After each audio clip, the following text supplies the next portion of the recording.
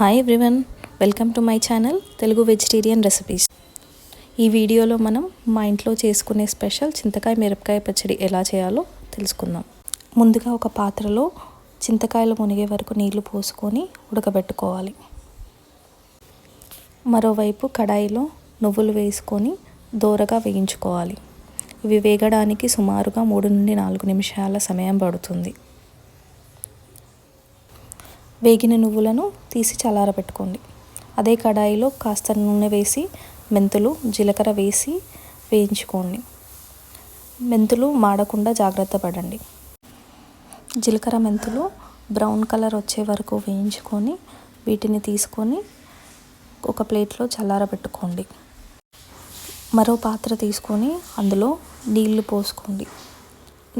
అదే నీళ్ళలో 1 స్పూన్ ఉప్పు వేసి నీళ్లు మరిగాక అందులో ఘాట్లు పెట్టుకున్న మిరపకాయలు వేసుకొని 1 నిమిషం పాటు ఉంచి తీసేయండి. దీనివల్ల మిరపకాయల్లోని ఘాటు తగ్గుతుంది. చల్లారిన జీలకర్ర, మెంతులను ఒక మిక్సీ జార్లో తీసుకోండి. అందులోనే 1 స్పూన్ ఆవాలు కూడా వేయండి. ఒక కడాయి తీసుకొని అందులో పచ్చడికి తగినంత నూనె వేసుకోండి. నూనె క్వాంటిటీ కొద్దిగా ఎక్కువనే పడుతుంది, చూసి వేసుకోండి. అందులోనే ఆవాలు, జీలకర్ర వేసి బాగా వేయించుకోండి.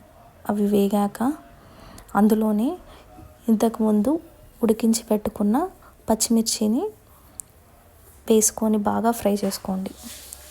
ఒక 2 నిమిషాలు బాగా ఫ్రై చేసుకుంటే దాంట్లోని తడిపోయి బాగా ఫ్రై అవుతాయి. మిరపకాయలు వేగాక తీసి పక్కన పెట్టుకొని చల్లారబెట్టుకోండి. మిక్సీ జార్లో ముందుగా వేసుకున్న జీలకర్ర, మెంతులు, ఆవాలతో పాటు 1 స్పూన్ పసుపు, 2 స్పూన్ల అల్లం వెల్లుల్లి ముద్ద, ముందుగా వేయించుకున్న నువ్వులను ఆల్రెడీ పొడి చేసి పెట్టుకున్నాను, ఆ పొడిని కూడా ఇందులో యాడ్ చేయండి. దాంతోపాటు రుచికి సరిపడా ఉప్పు వేసి మిక్సీ పట్టుకోండి. ఇవి మిక్సీ చేసుకున్న తర్వాత ముందుగా ఉడకబెట్టుకున్న చింతకాయల నుండి తీసిన రసాన్ని ఇందులో వేసి మరోసారి మిక్సీ పట్టుకోండి. ఈ మిశ్రమాన్ని చల్లారబెట్టుకున్న మిరపకాయల్లో వేసి కలుపుకోండి.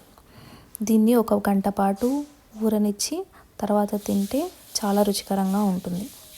Thank you for watching.